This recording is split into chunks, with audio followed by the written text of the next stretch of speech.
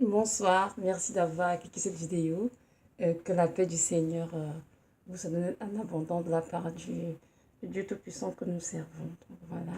Aujourd'hui, nous allons parler, dans le cadre de cette vidéo, de l'importance de vraiment garder le dépôt qui est en nous en tant que chrétiens. Nous savons de nos jours qu'il y a beaucoup de doctrines qui émergent, beaucoup de courants philosophiques, beaucoup de discussions autour de la parole. Mais ce sont des choses qui sont là pour nous édifier, hein, mais qui sont là plutôt pour venir détruire le dépôt que nous avons reçu au travers de la parole du Saint-Esprit de Dieu. Donc c'est important en tant que chrétien de vraiment veiller sur ce dépôt afin de ne pas le perdre. Nous allons lire dans la parole, dans 1 Timothée 6, versets 20 à 21, une exhortation que Paul lui a adressée pour lui demander vraiment de garder le dépôt qui est en lui en fuyant les discussions inutiles. Donc je vais lire 1 Timothée 6, versets 20 à 21. Je vais lire. Timothée, garde le dépôt en fuyant les discussions sur des sujets vains et profanes et les oppositions de ce que l'on appelle faussement la connaissance. Pour l'avoir professé, certains se sont écartés de la foi. Que la grâce soit avec toi. Amen. Donc ici, Paul, qui est comme le mentor de Timothée, l'exhorte vraiment à garder le dépôt qui est en lui, c'est-à-dire justement la doctrine saine qui est en lui, et le Saint-Esprit aussi justement, et en fuyant les discussions folles. Pourquoi? Parce qu'il y a des gens qui aiment beaucoup euh, parler, parler des choses qui ne servent à rien, des sujets vains justement. Des sujets vains, c'est quoi? Ce sont des sujets qui ne servent absolument à rien, qui ne glorifient pas le Seigneur, et en plus ne nous édifient même pas. Et le Seigneur nous apprend ici par l'apôtre Paul que ces sujets vains et ces sujets profanes, dit profane me dit quoi? Des choses qui sont contraires à la sainteté, hein, viennent faire quoi? Ça vient détruire le dépôt qui est dans la vie du chrétien. Donc le chrétien doit veiller à ne pas vraiment prendre part aux sujets qui sont vains, éviter les discussions qui sont profanes, qui ne parlent pas des choses qui sont sacrées, qui ne glorifient rien le Seigneur. Et aussi même éviter, hein, les oppositions de ce qu'on appelle, comme on a dit faussement, la connaissance. Il y a des chrétiens qui ont cet art de vouloir démontrer qu'ils comprennent la parole, ils connaissent ci, ils connaissent ça et tout.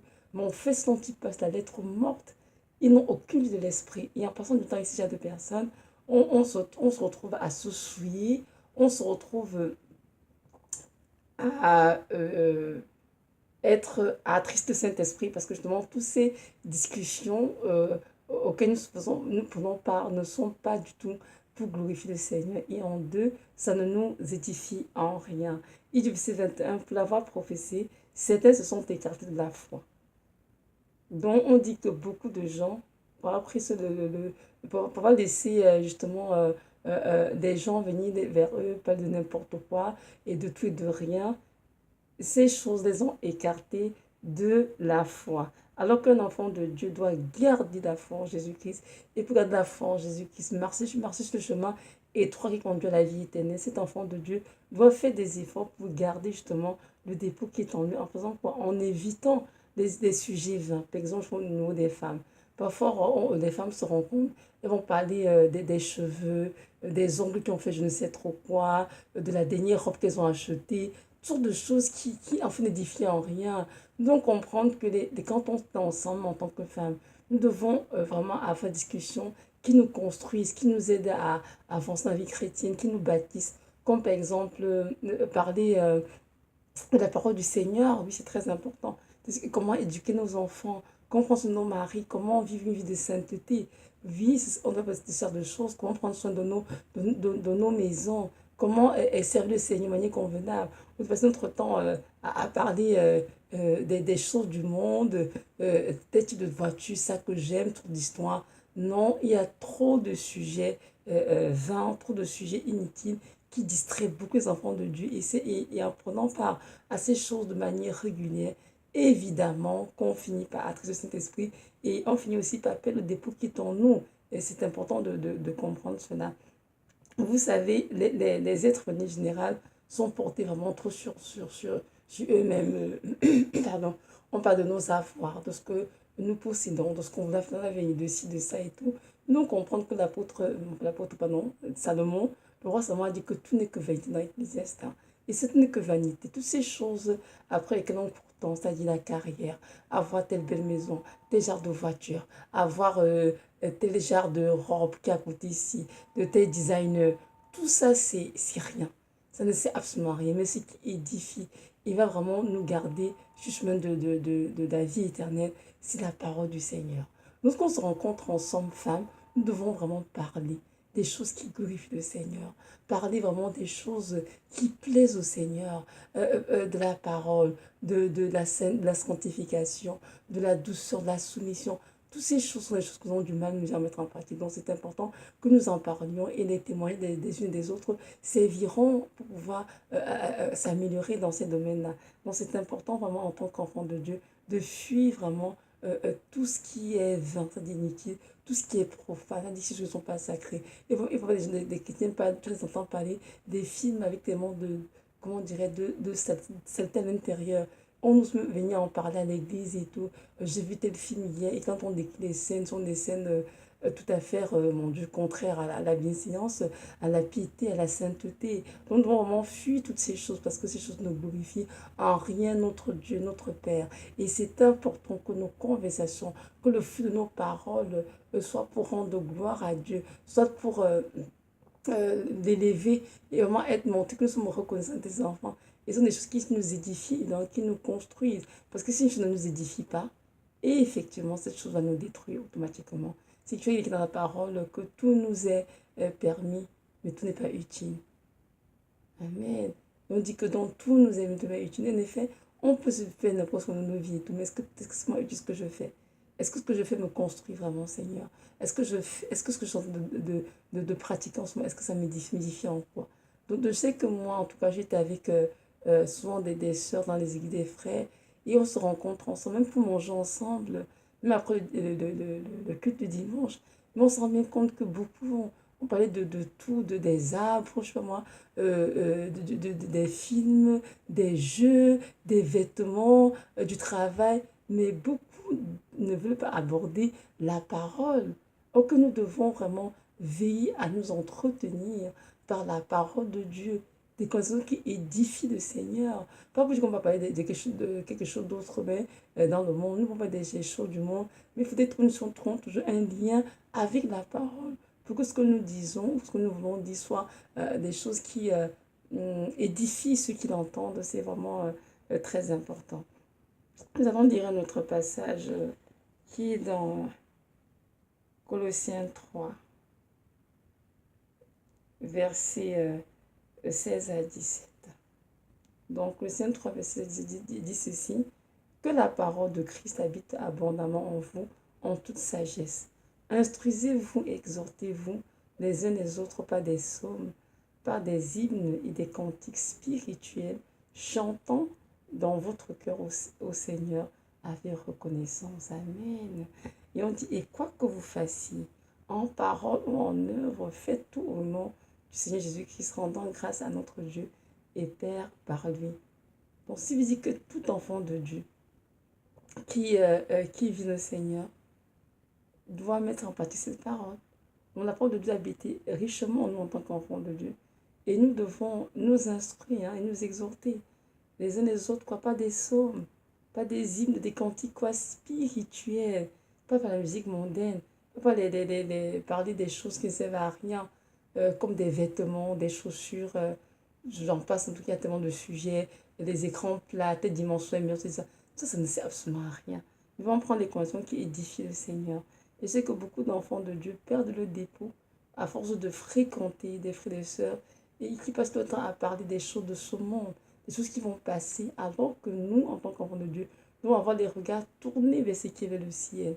Car nous savons que les choses de ce monde passeront, mais ce le Dieu ne passera pas. Et notre trésor à nous n'est pas sur cette terre. Notre trésor à nous est vraiment dans le ciel, là où la ruine et la terre ne peuvent les détruire.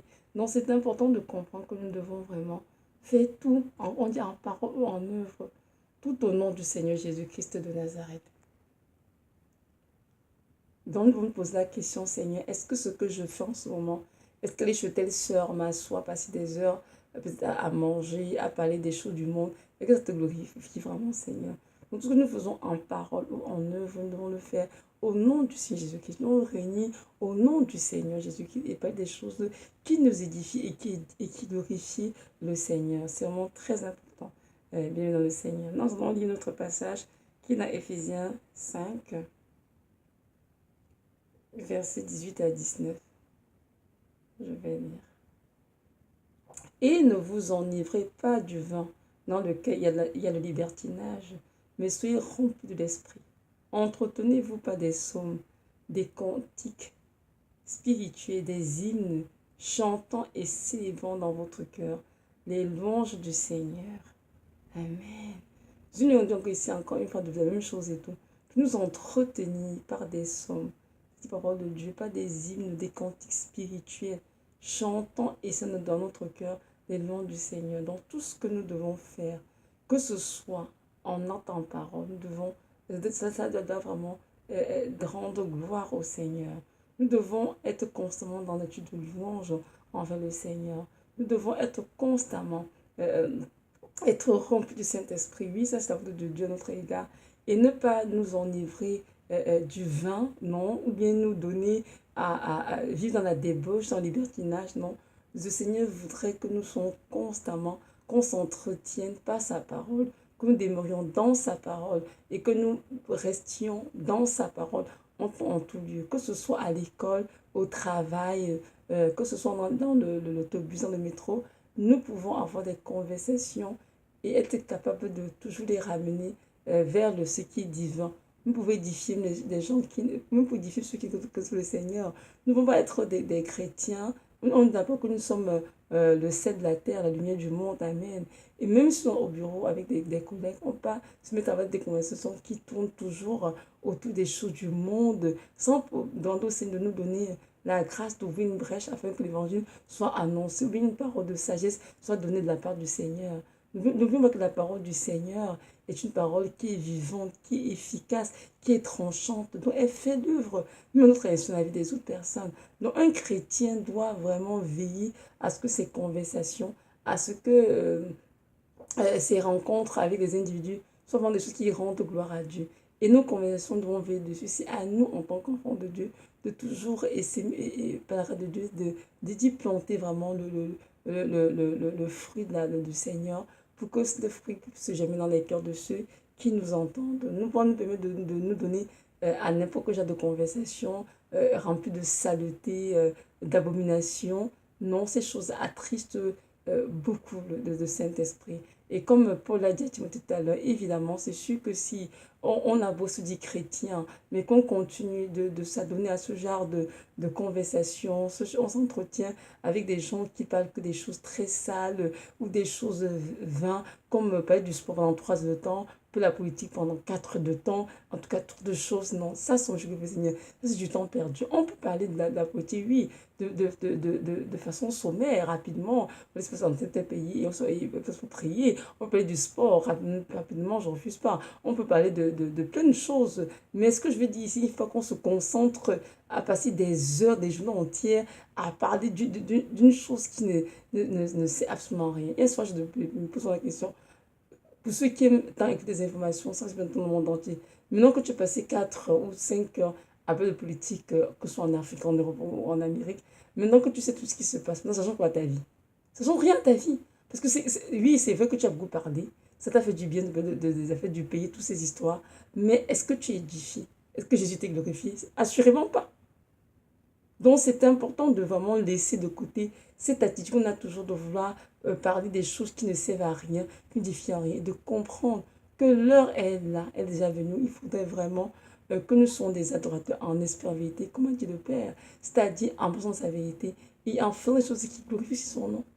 Que si on vient au Seigneur, on dit, bon, je lis ma Bible, je prie, dès que je sors de la Bible, je commence à faire n'importe quoi de ma journée. Je ne pas n'importe quelle saleté, je regarde n'importe quelle saleté à la télévision. Là, on est en train de glorifier le Seigneur. Je vais voir des frères et des sœurs en Christ pour aller à la plage, faire toutes sortes de boire du vin, s'enivrer. C'est d'été, tout le monde sort, tout le monde marche habillé de manière indécente, tout le monde fait ceci. Ah mais non, là, ce n'est plus normal. Donc c'est important vraiment de veiller en tant qu'enfant de Dieu à garder le bon dépôt qui est en toi. Si tu ne le fais pas, c'est sûr qu'il sera détruit. Et s'il est détruit, à la fin des temps, tu auras juste des yeux pour pleurer. Parce que si ce dépôt est détruit, tu ne pourrais pas t'enlever. C'est la raison pour laquelle Paul a dit à son fils Timothée de garder le bon dépôt qui est en toi en fuyant les discussions sur des sujets vains et profanes. Des choses qui attristent le Seigneur. Des choses qui ne servent à rien, qui n'édifient en rien. Fuis-les et présente ainsi le bon dépôt qui est en toi, c'est-à-dire la présence du Saint-Esprit qui est en toi et la parole de Dieu qui habite richement en toi. Adonne-toi à ces choses, à chercher le Seigneur, à le glorifier dans tout ce que tu fais, en acte, en parole. Et je sais que le dépôt restera en toi. Donc c'est ça, je voudrais juste nous encourager vraiment à ne pas nous perdre. Nous sommes en temps de la fin, c'est vrai. Il y a beaucoup de confusion, beaucoup de mélange. Mais c'est de comprendre que l'heure est là, c'est l'heure de se sanctifier, de se préparer pour tout Seigneur. C'est l'heure de mettre nos vies en règle, ne pas laisser l'ennemi nous voler. C'est l'heure vraiment de veiller à ce que nos robes soient d'un blanc éclatant, sans tache ni ride. C'est l'heure de veiller à ce que notre couronne ne soit pas volée par l'ennemi. Parce qu'il y a beaucoup de chrétiens qui, dans le monde de distraction, sans faire attention, s'en donner au bout de la vie, s'amuser n'importe comment. Et l'ennemi va voler leur couronne.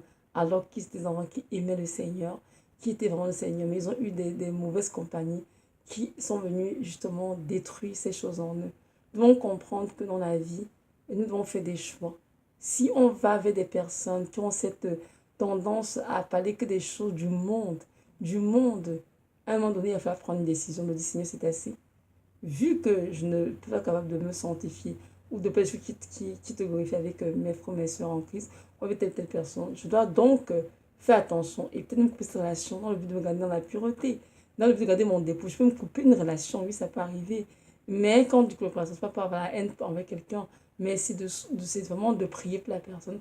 Que la personne réalise que non, quand on est un enfant de Dieu, on doit, nos conversations, nos œuvres, comme on a dit tout à l'heure, doivent glorifier le Seigneur. Et c'est très important. N'oublions surtout pas que les Colossiens 1, c'est ce que nous avons été créés par lui pour sa gloire. Oui, toutes choses sont créées par Jésus-Christ et toute la gloire.